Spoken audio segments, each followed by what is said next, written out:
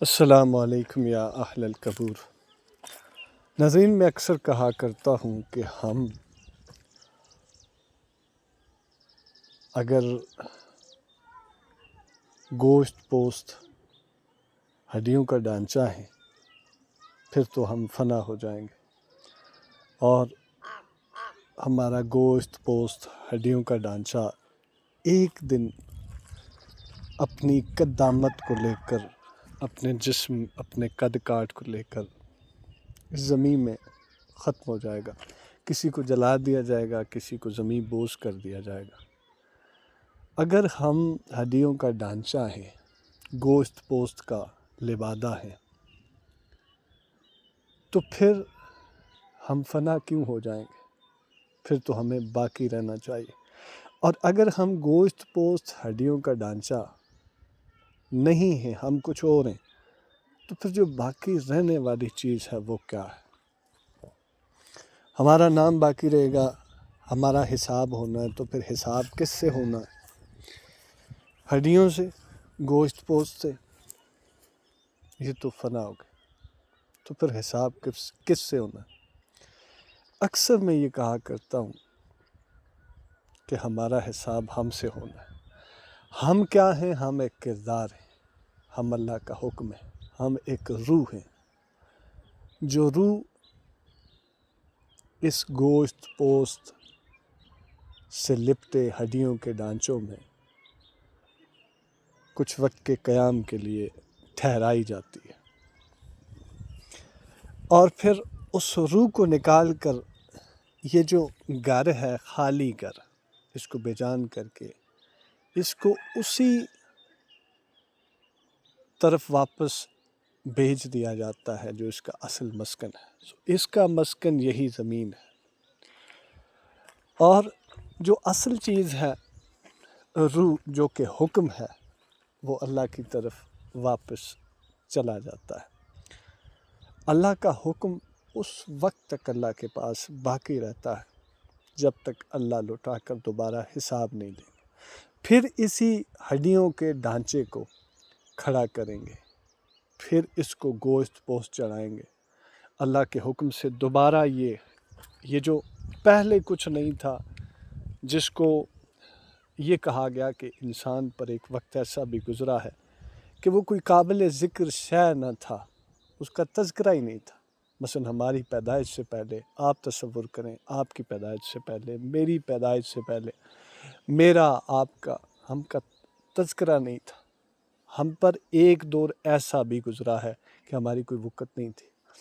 پھر ہم ایک قطرہ کی صورت میں معلق وجود بخشا گیا ہمیں، پھر اس معلق وجود کو ہڈیوں کا ڈھانچہ دیا گیا، پھر اس پر گوشت پوست چڑھایا گیا، پھر اس میں چھوٹی چھوٹی وینز، پھر دل بنایا گیا، ان وینز میں پمپ کرنے والا خون پمپ کرنے والا دل بنایا گیا، اس دل کو پھر دھڑکن دی گئی، پھر پھیپھڑے بنائے گئے جو سانس اور آکسیجن دینے لینے کا کام کرتے، پھر ہمارے گردے بنائے گئے جو ہمارے یورین میں فاضل چیزوں کو نکالتے، پھر آنکھ دی گئی جس سے دیکھا جاتا ہے، اور ان سب کی حفاظت کا انتظام پھر مادر رحم میں کیا گیا، اور پھر اس کے بعد ہمیں قابل ذکر بنایا گیا، اس دنیا میں بھیجا گیا۔ کسی کا نام ندیم رکھا، کسی کا نام کیا رکھا، کسی کا نام کیا رکھا۔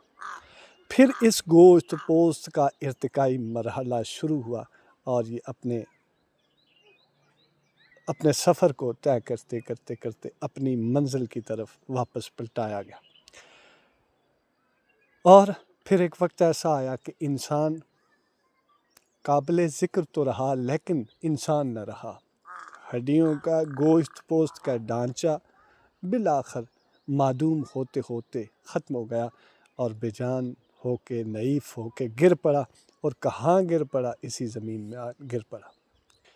اور جو جلاتے ہیں وہ بھی کہاں گر پڑتے؟ ان کی بھی خاک بالآخر سمندروں میں بہا دی جاتی ہے، اور وہ بھی اسی زمین کے ساتھ مل جاتے ہیں۔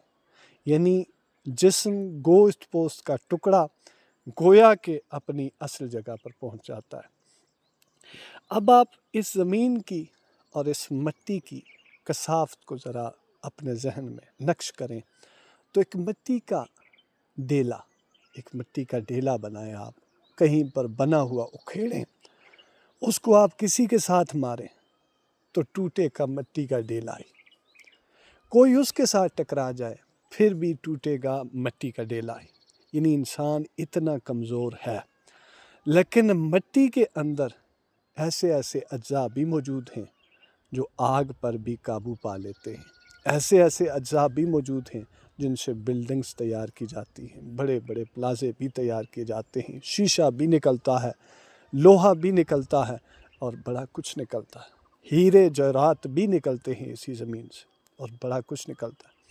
اور کمزور اتنی کہ کسی کے ساتھ ٹکرائی جائے تو یہی ٹوٹے گی، اسی ڈیلے کو نقصان پہنچے گا، اور اس کے ساتھ کوئی ٹکرائے گا تو بھی اسی ڈیلے کو نقصان پہنچے گا۔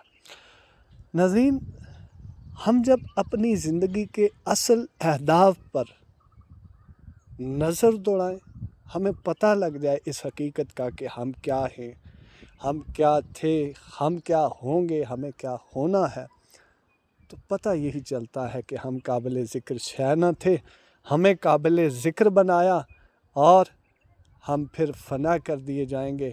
ہمارا ذکر ہسٹری میں، ریکارڈ میں قائم رہے گا، اور بالآخر ہمیں جو قابل ذکر بنایا، اس ذکر کا، اس چرچے کا، اس شرف کا ایک نہ ایک دن ہمیں حساب دینا ہوگا۔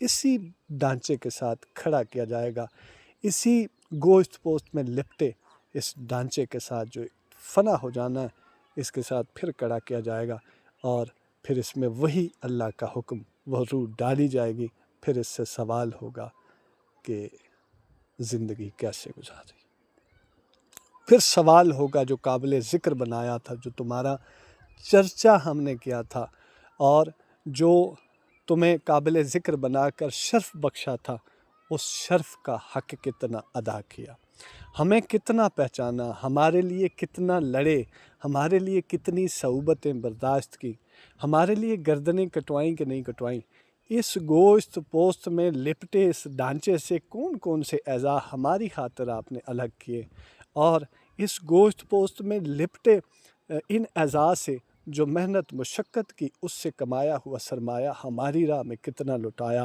گویا کہ پوچھا جائے گا کہ ہم نے تو آپ کو شرف دیا، حکومت دی، ہم نے اتنی پاکیزہ اور منظم حکومت کو فراموش کر دیا، ہم نے فرشتوں کو فراموش کر دیا، اتنی منظم تنظیم کو ہم نے فراموش کر دیا، اور ہم نے ان کے مقابلے میں آپ کو ترجیح دی، آپ نے ہمیں کتنی ترجیح دی۔ ندیم ڈیجیٹل ڈائری دیکھنے کا شکریہ، تھینک یو، سلامت رہیں۔